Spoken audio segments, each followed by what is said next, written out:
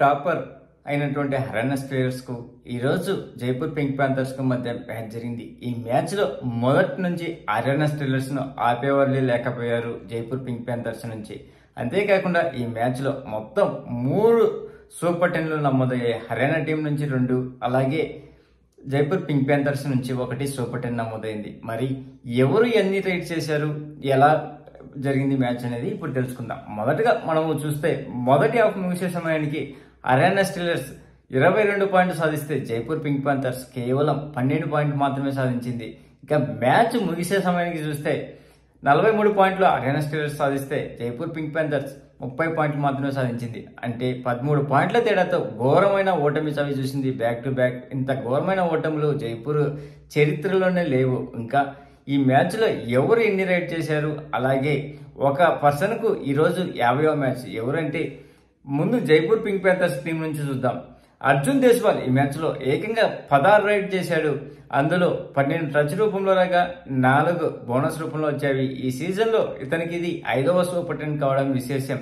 రిజియా మీర్ బెగేరి దీనికి ఈ సీజన్ ఇప్పటి వరకు 50వ ప్రో కబడ్డీ లీగ్ మ్యాచ్లు, ఈ రోజు 50వ మ్యాచ్. కానీ పాపం ఏం చేద్దాం, మంచి మూమెంటం ఆఫ్ ది మ్యాచ్ లో కూడా తన పర్ఫార్మెన్స్, ఇండివిజువల్ పర్ఫార్మెన్స్ అయితే బాగానే ఇచ్చాడు, కానీ మ్యాచ్ గెలిపించుకోలేకపోయాడు. ఓవరాల్ గా ఈ మ్యాచ్ లో తిను 3 పాయింట్లు సాధించాడు. 1 టచ్ రూపంలో, మరొకటి బోనస్ రూపంలో, 1 ట్యాకిల్ రూపంలో చేశారు. వికాస్ ఖండూలా ఈ మ్యాచ్ లో కేవలం 2 పాయింట్లు మాత్రమే సాధించాడు. 1 టచ్ రూపంలో రాగా మరొకటి ట్యాకిల్ రూపంలో వచ్చింది. తర్వాత అబ్జిత్ మాలిక్ ఈ మ్యాచ్ లో 3 రైట్ పాయింట్ సాధించాడు. 1 టచ్ రూపంలో కాగా మరి 2 బోనస్ రూపంలో వచ్చేవి. అంతేకాకుండా లక్కీ శర్మ 3 ట్యాకిల్ పాయింట్ నమోదు చేశాడు. అందులో 1 సూపర్ ట్యాకిల్ ఉంది. తర్వాత సోమీర్ మెహ్రా 2 రైట్ పాయింట్ చేశాడు. 2 కూడా టచ్ రూపంలో వచ్చినవి. ఇంకా జైపూర్ పింక్ ప్యాంథర్స్ టీం నుంచి చూస్తే నవీన్ 3 ట్యాకిల్ పాయింట్ నమోదు చేశాడు. అంతేకాకుండా సంజయ్ 2 ట్యాకిల్ పాయింట్ నమోదు చేశాడు. అలాగే కెప్టెన్ అయినటువంటి జైదీప్ దహియా 1 ట్యాకిల్ పాయింట్ నమోదు చేశాడు.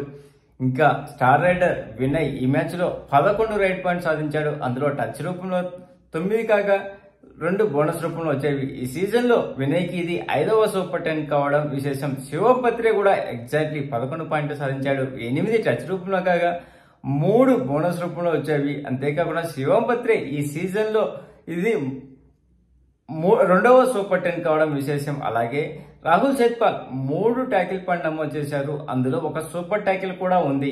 మహమ్మద్ రిజా చాదులు ఈ మ్యాచ్ లో 5 పాయింట్ సాధించాడు. అందులో 2 టచ్ రూపంలో రాగా 3 బోనస్ రూపంలో వచ్చేవి. శంకర్ మిశ్రా 3 రైట్ పాయింట్ చేశాడు. 3 కూడా టచ్ రూపంలో వచ్చేవి.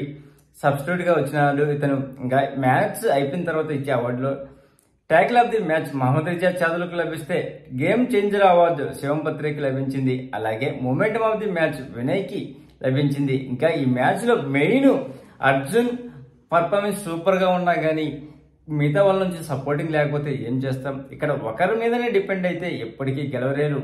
అలాగే సమిష్టి కృషి లేకున్నా గానీ ఇంతే ఉంటుంది. ఇది టీమ్ గేమ్ లా ఆడలేదు. అందరూ ప్రాపర్ కోఆర్డినేషన్ లేదు.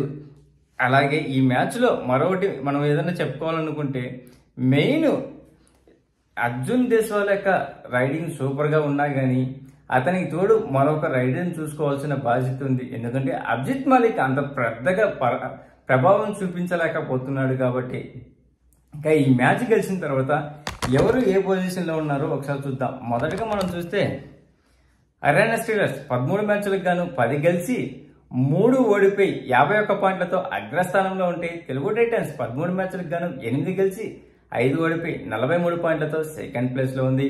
థర్డ్ ప్లేస్ లో దబాంగ్ ఢిల్లీ 13 మ్యాచ్లకు గాను 6 గెలిచి 5 ఓడిపోయి 2 టైతో 40 పాయింట్లతో ఉంది.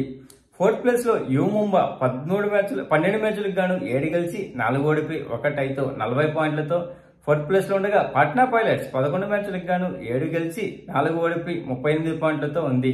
సిక్స్త్ ప్లేస్ లో పుణేరి పల్టాన్ 11 మ్యాచ్లకు గాను 5 గెలిచి 3 ఓడిపోయి 3 టైతో 37 పాయింట్లతో సిక్స్త్ ప్లేస్ లో ఉండగా, జైపూర్ పింక్ ప్యాంథర్స్ 12 మ్యాచ్లకు గాను 6 గెలిచి 5 ఓడిపోయి 1 టైతో 35 పాయింట్లతో సెవెంత్ ప్లేస్ లో ఉంది. యూపీ యోధా 11 మ్యాచ్లకు గాను 5 గెలిచి 5 ఓడిపోయి 1 టైతో 33 పాయింట్లతో 8th ప్లేస్ లో ఉంది. తమిళ తలైవాస్ 12 మ్యాచ్లకు గాను 4 గెలిచి 7 ఓడిపోయి 1 టైతో 28 పాయింట్లతో 9th ప్లేస్ లో ఉండగా, బెంగాల్ వారియర్స్ 11 మ్యాచ్లకు గాను 3 గెలిచి 6 ఓడిపోయి 2 టైతో 24 పాయింట్లతో 10th ప్లేస్ లో ఉంది. గుజరాత్ జైన్స్ 12 మ్యాచ్లకు గాను 3 గెలిచి 8 ఓడిపోయి 1 టైతో 20 పాయింట్లతో 11th ప్లేస్ లో ఉండగా చివరిగా బెంగళూరు బుల్స్ 13 మ్యాచ్లకు గాను 2 గెలిచి 11 ఓడిపోయి 15 పాయింట్లతో లాస్ట్ లో ఉంది. అంతేకాకుండా రైడింగ్ విభాగం నుంచి ఇప్పటి వరకు హైయెస్ట్ ఉన్నది ఢిల్లీ కెప్టెన్ అయినటువంటి అర్షదీప్ మాలిక్ 148 రైడ్లతో ఫస్ట్ ప్లేస్ లో ఉండగా సెకండ్ ప్లేస్ లో అర్జున్ దేశ్పాల్ 131 పాయింట్లతో ఉన్నాడు. థర్డ్ ప్లేస్ లో దేవాంగ్ కూడా 131 పాయింట్లతో ఉండగా ఫోర్త్ ప్లేస్ లో అజిత్ చౌహాన్ 101 పాయింట్లతో ఉన్నాడు. ఫిఫ్త్ ప్లేస్ లో వినయ్ 95 పాయింట్లతో ఉన్నాడు.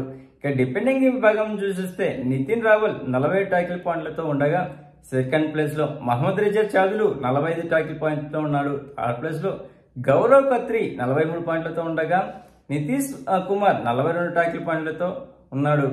యోగేష్ 39 పాయింట్లతో ఫిఫ్త్ ప్లేస్ లో ఉండగా ఆల్రౌండర్ కోటాలో చూస్తే మహమ్మద్ రిజా చాదులు ఈ రోజు చేసినటువంటి పర్ఫార్మెన్స్ వల్ల మొదటి ప్లేస్ కు వచ్చాడు. ఈ మ్యాచ్ లో హర్యానా స్టీలర్స్ సమిష్టిగా ఆడి అందరూ తలా ఒక చేయి చేసి అద్భుతమైన ఘన విజయాన్ని సాధించింది. గ్రూప్ టాపర్ గా ఎలా ఉందంటే సమిష్టిగా రాణిస్తుంది కాబట్టి మరి మీకు ఎలా అనిపించింది హర్యానా స్టీలర్స్ పర్ఫార్మెన్స్ గురించి కామెంట్ చేయండి ఫ్రెండ్స్. ప్లీజ్ ఫ్రెండ్స్ లైక్ చెప్తే లైక్ చేయండి, కొత్తగా వచ్చిన వాళ్ళు సబ్స్క్రైబ్ చేయండి. Thank you. Signing off your Mahindra.